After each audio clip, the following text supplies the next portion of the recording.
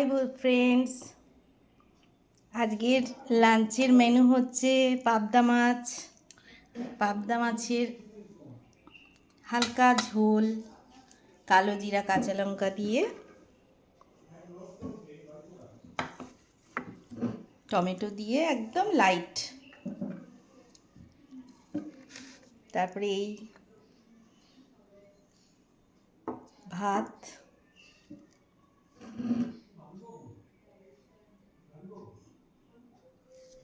এই হচ্ছে ডিমের কষা,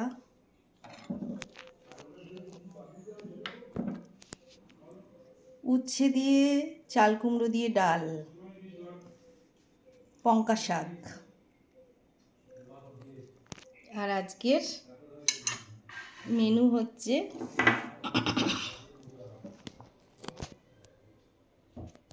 একদম হালকা টেস্টি। বলবেন ফ্রেন্ডসরা কেমন হলো, কেমন লাগলো। Tata, bye bye.